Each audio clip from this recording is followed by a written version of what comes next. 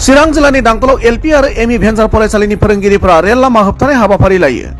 BTR गोरोबथानि 6.3 नं दफाखौ थाबै मावफुंनानै थांनाय 2006 मायथाइनि सिगां गायसनजानाय बिटिआर हालामनि गासैबो एलपि आरो एमइ भेन्सार फरायसालिफोरखौ सोरखारि खालामनायनि दाबिजों दांतलाव रेल लामा होबथानाय हाबाफारिखौ लायो।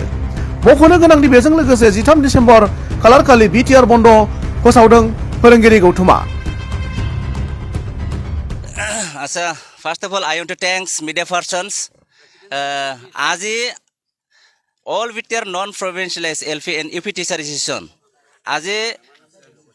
কি কারণে আজি রেলওয়ে স্টেশন নিয়ারবাই ডাংটল ইয়ার আমি কিয় রেল অবরোধ করা হল আজি 15 তারিখ মাজৰ আমি 4-5 বাৰ আমি ধৰনা কাৰ্যসূচী লোৱা হৈছে তাৰ পিছত আজি আৰু আমি ডাংটল অঞ্চলৰ রেল স্টেশনটো আমি অবরোধ করা হৈছে রেল ব্লকেট হৈছে কি কারণে আমি দুর্গবাইজনক আমি লাস হৈছে কারণ কিয়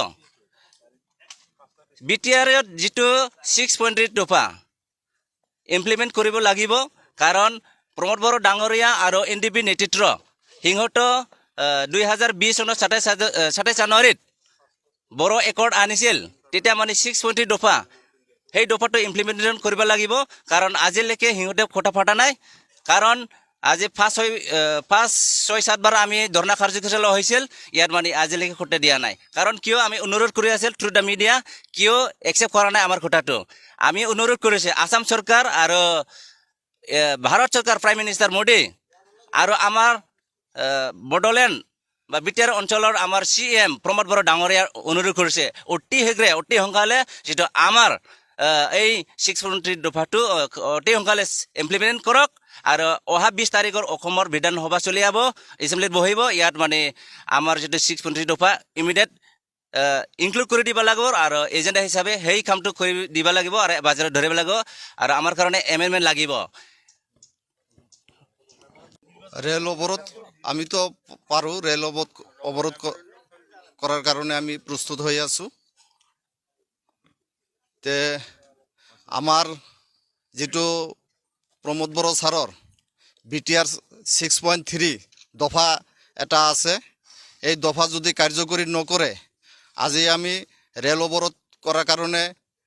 আমি গোটেই শিক্ষক all BTR teacher association non provincialised শিক্ষকসকল আমি 2 ঘণ্টাৰ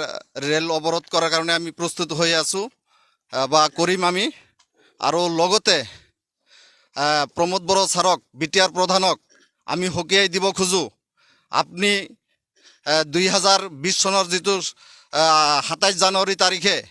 আপুনি যেটো চুক্তি আপনি নিজে এপসুৰ প্ৰেসিডেন্ট হৈ আছিল তেতিয়া আপনি নিজে চুক্তিখন কৰিছিল 6.3 এই দফাটো আজি 1 বছৰ পাৰ হৈ গল আজিলৈকে কাৰ্যকৰী নহল গতিকে আমি দুৰ্ভগীয়া শিক্ষকসকলে আমাৰ কাৰণে মৰণপৰণ এটা যুঁজ আমাৰ আহি গৈছে যদি আপোনালোকে মই প্ৰমোদ বড়ো স্যাৰক হকিয়াই দিছো যদি আমাৰ 6.3 দফা এই 2-4 দিনৰ ভিতৰত কাৰ্যকৰী নহয় আমি অনহন পৰ্যন্ত আন্দোলনৰ কাৰণে আমি প্ৰস্তুতি লৈ আছো।